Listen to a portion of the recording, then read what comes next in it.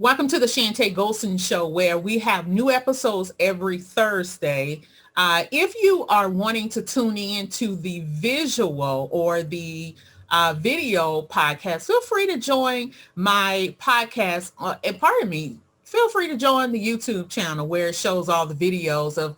It's at Chantay Golson International. Feel free to like as well as subscribe. And so I have a special guest today, and she's going to be talking to us about the triumphs and how to overcome the different things that occur in your life as a business owner. Now, she's previously an executive, so she knows very well and all too well all of the ins and outs of this particular challenge of leading people and helping them to succeed. Now, while she currently is an entrepreneur, she has success in corporate America as an executive turned serial entrepreneur. Now, she's choosing to heal after losing a loved one to suicide, and her specialty as a result has reformed her passion, I imagine. And so 19 months ago, her loved one passed, and she shifted from looking at the externals of business to addressing the issues going on inside. And I think that that's going to be a great meaty topic for us to discuss. Everybody get your coffee, get your tea, turn off every distraction, because we're getting ready to talk to Lark Dean Gala. Welcome, Lark. How are you today? Hi, Chantay. I'm doing great. And thank you. And thank you for the opportunity to share this information and my story with people who probably are experiencing some significant burnout this year, right? Right. Especially regarding the times as well. So a lot of people are scattered, and maybe this is the time for them to realize that fulfillment is more than just what they are doing. And so I have a heart to help people to elevate, move to the next level, whether they choose to do so in their current position or transition. And so as an executive burnout recovery coach, I help them through this particular water. And so we're glad to talk to you about what's going on and how you evolved yourself. And so when did you decide to become an entrepreneur? So I think I've always wanted to be an entrepreneur. My parents had various success being entrepreneurs throughout, my childhood. Okay. And I was in the corporate world for over 20 years, for about 25 years, and always kind of had a side gig going on, different things. I would try different things, always looking for that, what I would call freedom. But until you're actually an entrepreneur, you don't realize that you're not working 40 hours a week. You're working a lot more, and you don't have quite the time freedom that you think you might, unless you're able to streamline and develop it and do some things there. So I feel like I've always wanted to be an entrepreneur. At this point in my life, I don't think I could go back and punch that time clock. I really don't. I'm with you on that one. So, Exactly. As an entrepreneur, there are so many pressures, as you just made mention. What you thought is not actual, what you are experiencing. So, tell me, why did you not only decide to become an entrepreneur, but what pressures are you having and challenges to, I guess, as an entrepreneur, or what challenges go along with becoming an entrepreneur? Sure. So what really sparked me was that as my children started to get into those teenage years, I realized I didn't have time for them. I had very few hours. I was an executive and quite busy. Just to give you an idea, I had 5 live-in nannies at different times when my kids were younger, right? Okay. When my son was 4 months old, I was told to get on a plane to Malaysia and, see you later type thing, go over there for a week, which was heartbreaking for me as a mother, right? Yeah. But a lot of times you don't have so many options. I mean, you get paid well, but they own you, so to speak, right? Mm-hmm. And as the kids started getting older, I realized that I was very shortly going to miss out on time with them.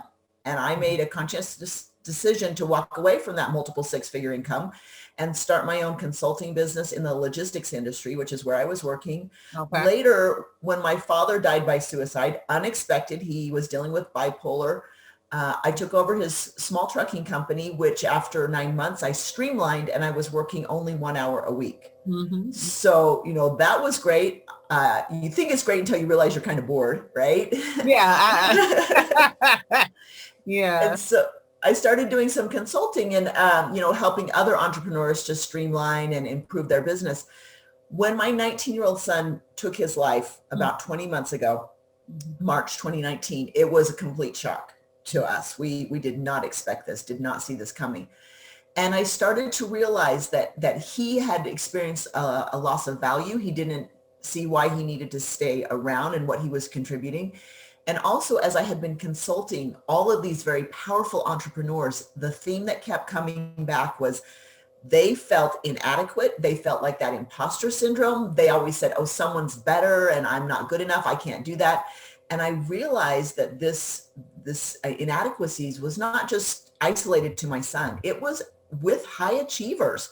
And as an entrepreneur, if you have employees, you feel a lot of stress for them. Not only are you providing for your own family, but also for their families, and dealing with personalities and are they going to be able to come in because, maybe they're sick or their family's sick, and all these other things that go along with it. So, there are a lot of pressures with being an entrepreneur that before I was a full-time entrepreneur, I didn't really understand.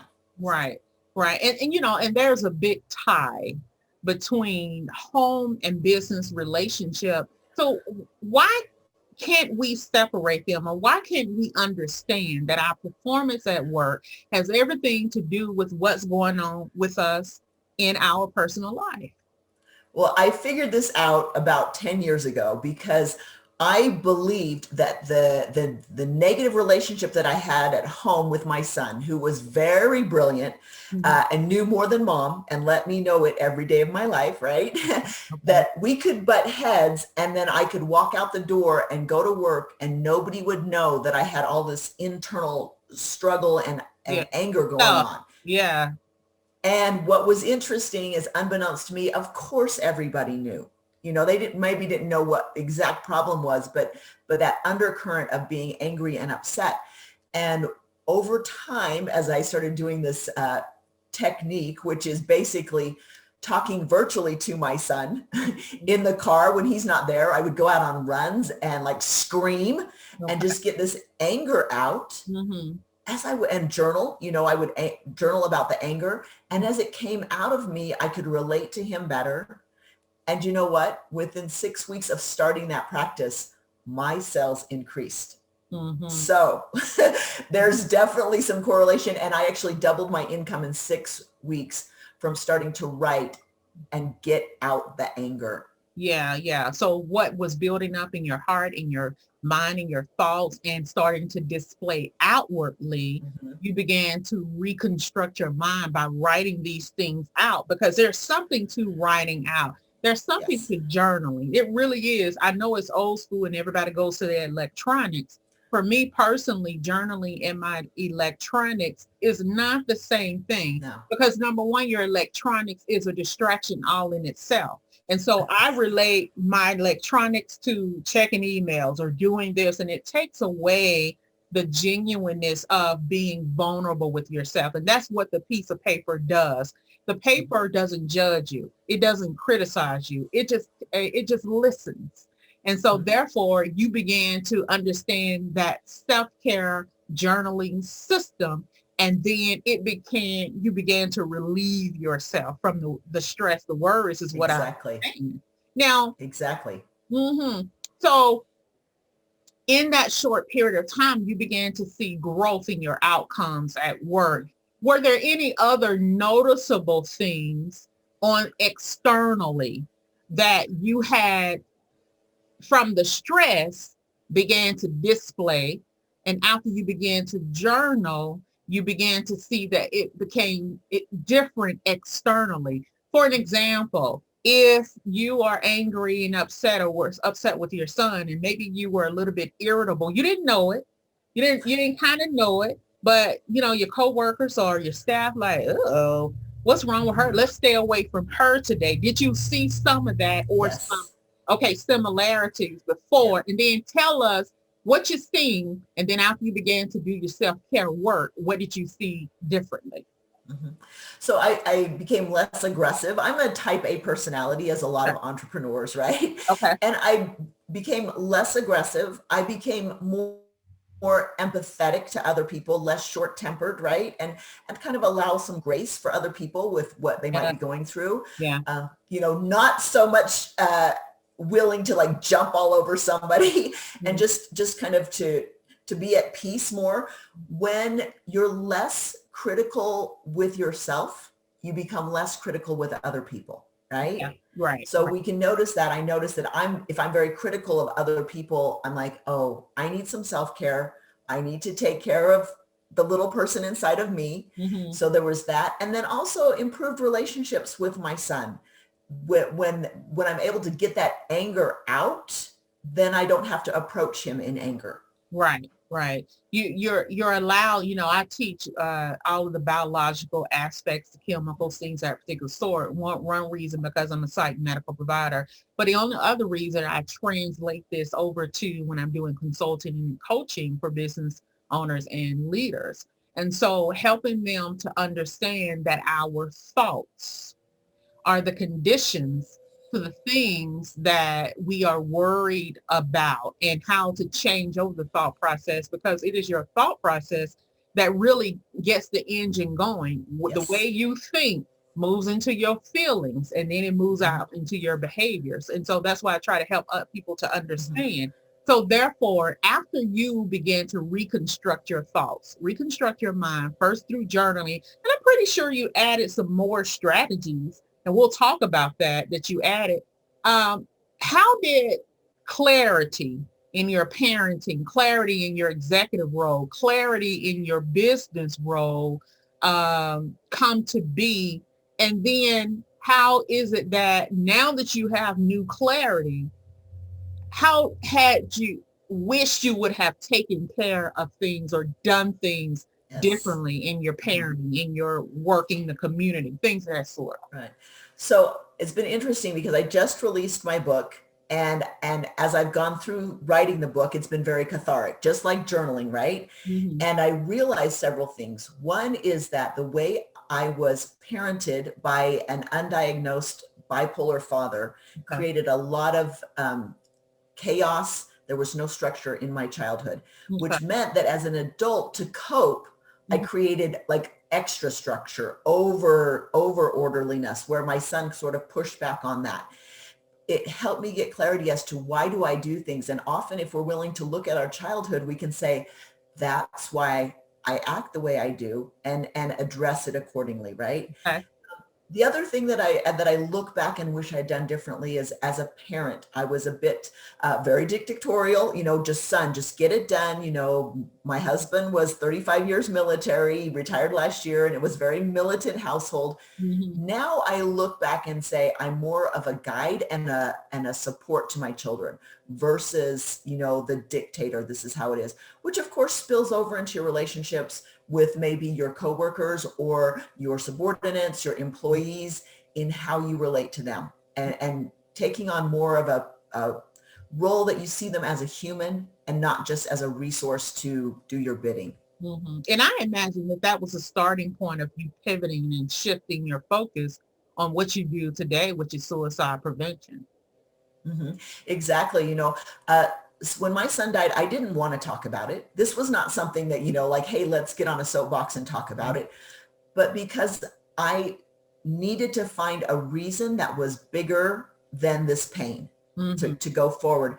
And that's what I started doing. I started talking to other parents with the hopes that they wouldn't have to go through this, that they could improve their relationships.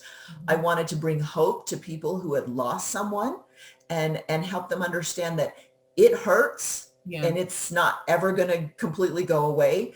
But if we can learn to control our thoughts, like you say, and say, I can't change the past, Mhm. but I can make it a better future because of what I choose to do now.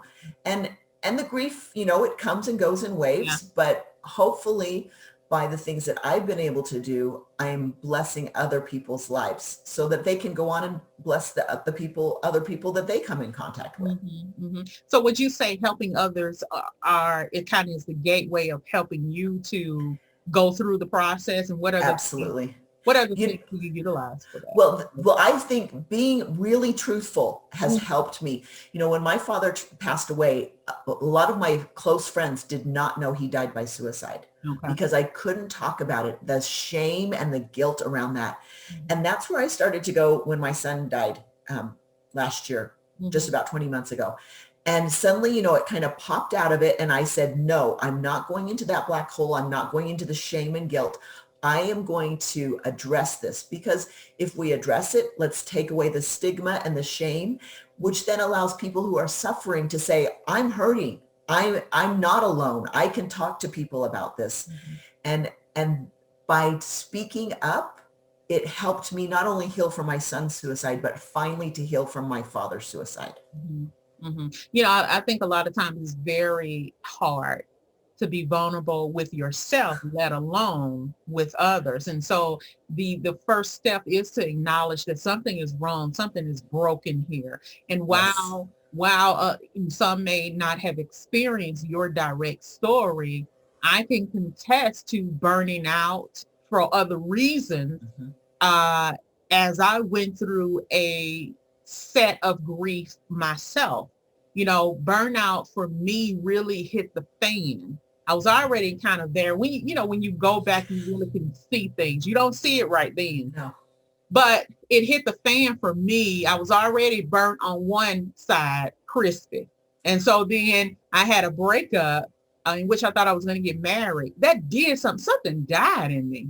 Something died in me. So we're talking about acknowledgement. We're talking about being vulnerable. We're talking about letting people know our stories, our truth. So on the other side, I became crispy, burnt out, and with that being stated, grief is no joke. And if you don't know how to get through that process, and you may say, well, how do I get through grief? There are steps to recognize, there are steps to understand what you are experiencing from that sort of pain. You go through shock, you go through a protest, you go through a lot of aspects there. And so when we talk about discomfort, when we talk about being in a work environment and we don't recognize something is wrong, something is different with me, but we begin to just embrace that difference negatively, right? We begin to Right. embrace it because we don't want to acknowledge. Therefore, when we learn about ourselves and acknowledge, we can then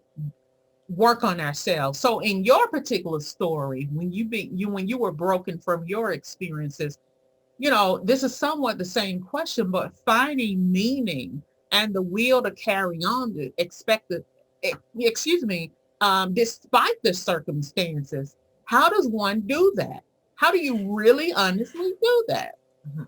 And it's different for every person, because I have a friend, a neighbor up the street, whose adult daughter died by accidental overdose just 2 months after my son did. Okay. And her big mission now is raising the 3 children that her daughter left behind. Hmm. Right? That's not my mission. Right. And her mission isn't writing a book and going on, all of these podcasts and talking about her story. Mm-hmm. And so sometimes our mission is handed to us, or, Yeah. we come to it kicking and screaming. And what is the phrase is that our mission is usually, our message is usually our Right. mess, right? Mm-hmm. Because if we've been able to go through something and overcome it, Mm-hmm. then we can help those who go behind and Yeah. say, I made it through. It wasn't easy, but you can do it too. And I'll help guide you through this. Right.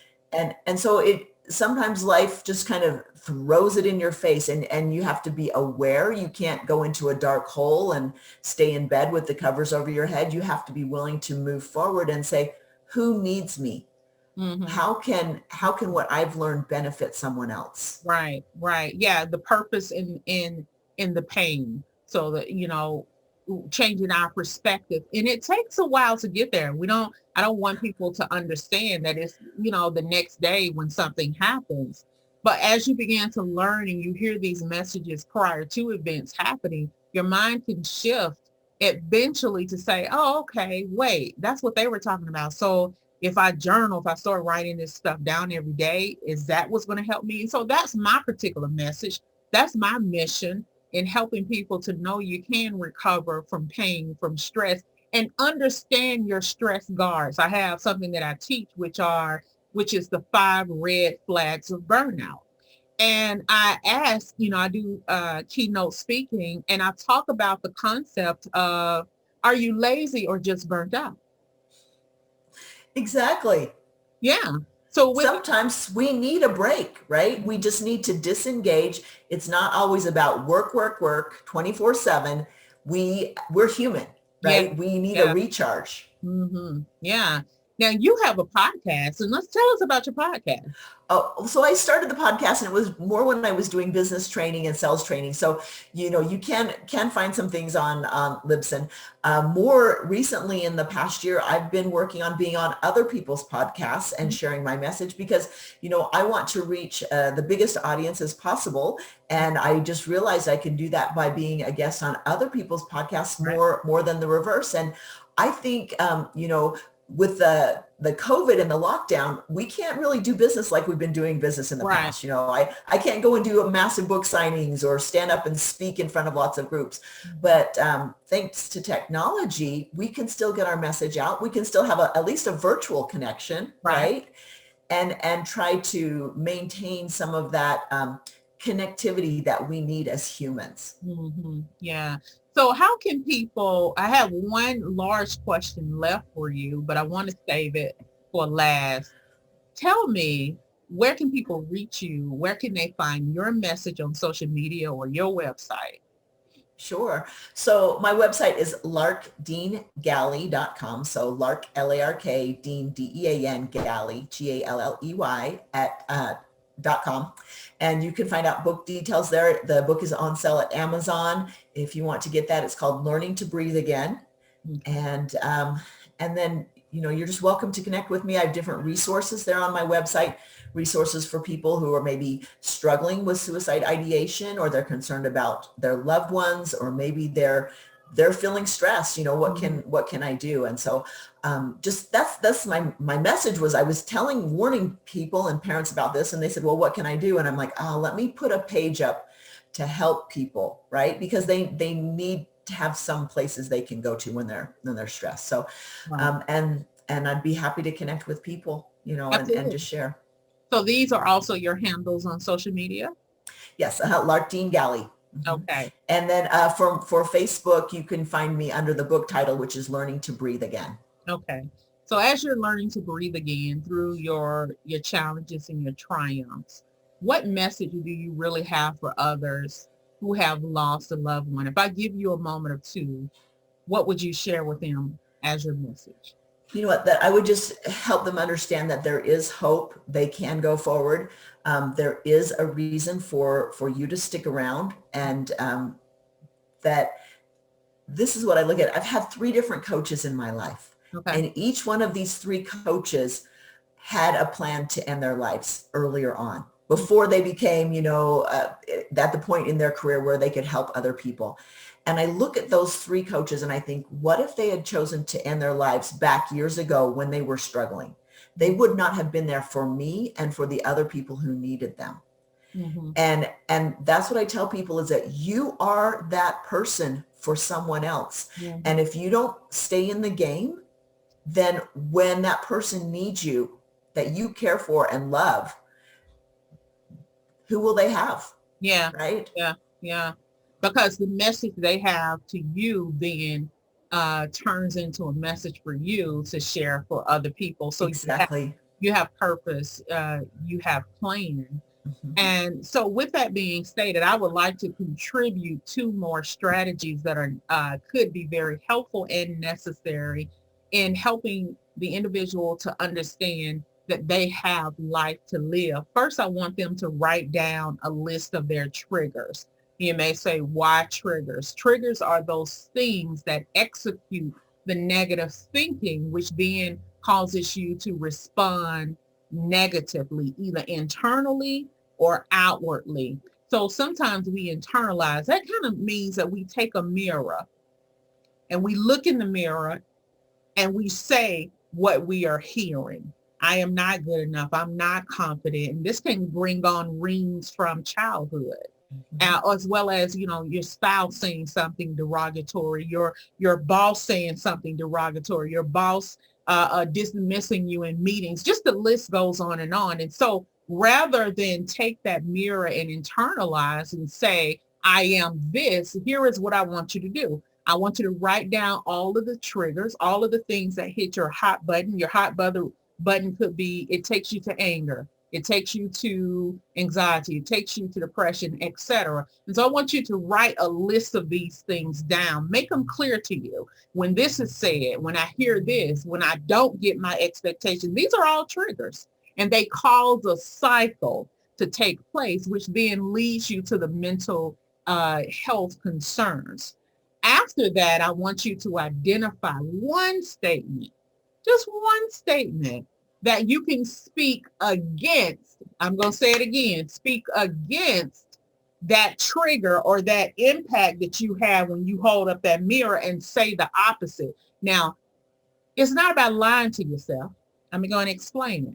It's about telling your truth to your future, who you're going to become. Therefore, make a statement. I am wise. I am pretty. I am handsome. I am worth living. I have a message in my belly. It's cultivating. And so I've got to cultivate it. So the list goes on and on. Just one statement that you repeat to yourself every day or multiple times a day. And that's called an affirmation. And so the more you say it, even though you don't believe it starting off, the more you say it, the more it gets in your thoughts. It then goes into your heart. And guess what? Oh, you start living it.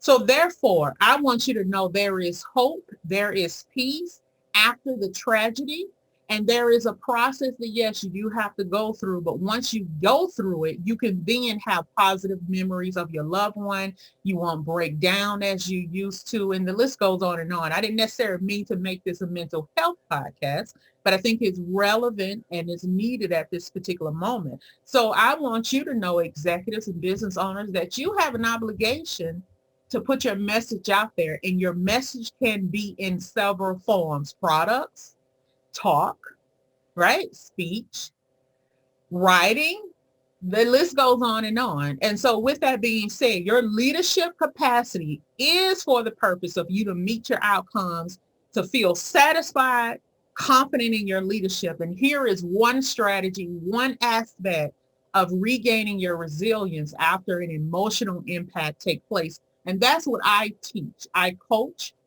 leaders and entrepreneurs to be resilient to emotional impacts. And so you can reach out to me at coachchantay.com, and we'll put that below, as well as we'll put Lark's information below. I want you to know that you can make it.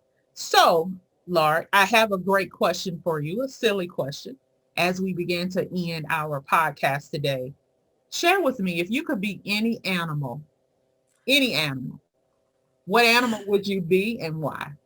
Okay, so here it is, right here on my desk. It's a black panther, jaguar, and they're kind of stealthy, and they have green eyes. I also have green eyes, and they watch.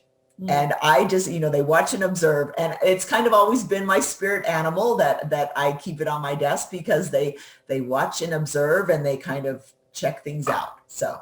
Okay. So mine is an eagle.